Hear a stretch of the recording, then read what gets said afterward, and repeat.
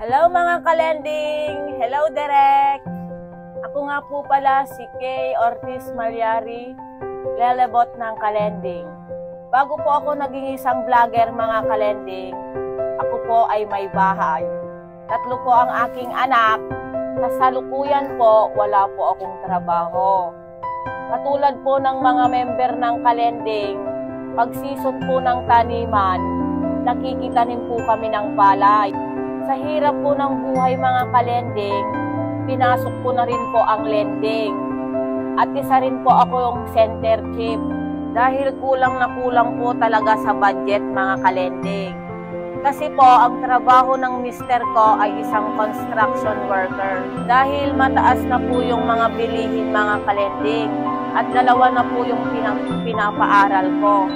Mga kalending, tsaka na-experience po pala namin ng iba kong mga kalending, yun kung saan-saan po kaming humihiram na tao, saan-saan po kami naglalakad para lang po makahanap ng panghulog. Nasubukan ko na rin pong mapahiya mga kalending at mapabarangay.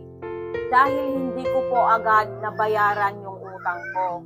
Pero sa ganun pa man po, kahit papano naresolbahan naman po. Kaya payo ko po sa mga gustong umutang mga kalending, na wag po kayong umutang kung hindi po kailangan. Sino si Lelebot nung bata at anong kwento ng buhay? Gaya po ng sinabi ni Kalending Viva Max mga kalending, hindi po kami mahirap, hindi po kami mayaman, sakto lang po yung pamumuhay po namin nung bata po kami ni Viva Max. Sa totoo po mga kalending, 2 lang po kaming magkapatid ni Viva. Ang hirap po pala mga kalending pag dadalawa lang po kayong magkapatid. Kasi po, hindi mo po masasabi kung kailan po darating yung problema na 2 po kaming magkapatid na nagdadamayan.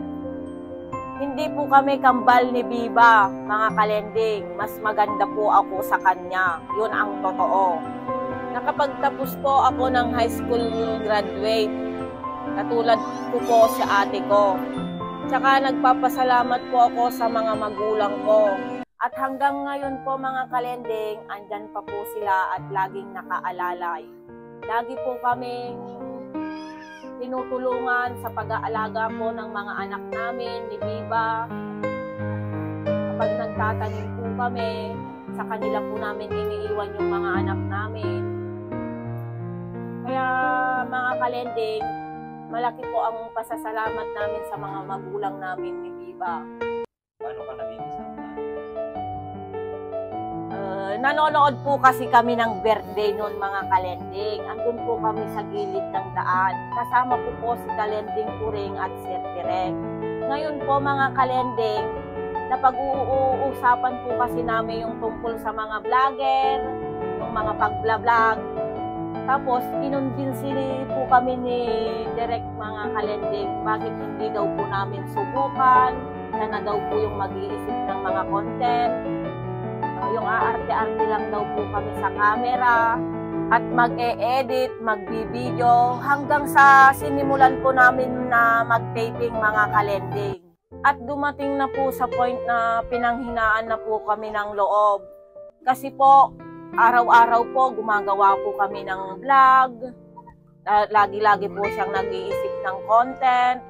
Pero wala po wala pong improvement na nangyayari kasi hindi po tumataas yung followers namin mga kalending.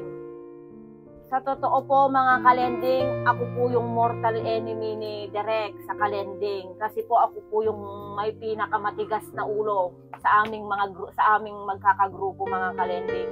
Kasi nga po yon, nawawalan na po ako ng pag-asa noon na wala din pong nangyayari. Pero kahit ganun pa po, pinursigi po kami ni Direk sa pag-vlog. Kahit pinapagalitan na po ako ni Direk, para sa akin rin po yon at sa aming mga kalending. Hanggat sa meron pong nag-viral na video namin, dun po mga kalending, nagtuloy-tuloy na po yung pagtaas ng followers namin. Kaya doon po kami hindi nawalan ng pag-asa, mga kalending. Kaya kay Derek po, Derek, maraming salamat sa'yo kasi nandyan ka palagi.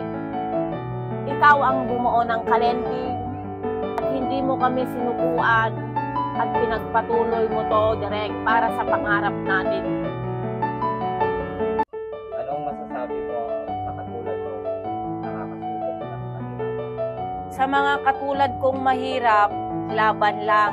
Kasi naniniwala ako na ang kahirapan ay may hangganan at hindi ka susuko sa hamon ng buhay. At patuloy kang mangarap na darating din ang buhay na pinapangarap natin. At naniniwala ako, mga kalending, ang kahirapan ay parte na ng buhay natin. Na hindi mo dapat sukuan, bagkus lumaban ka. Hindi mo man matupad yung pangarap na gusto mo, ang mahalaga sinubukan at hindi ka sumuko. Maraming salamat po sa walang sawang pagsuporta nyo sa amin at lagi nyo pong subaybayan ang mga aming videos. Paki-follow na rin po ang page na Bahay Kubo ni Derek, mga kalending. At sana po na-inspire po kayo sa buhay ni Kalending Lelebot. Bye, mga kalending!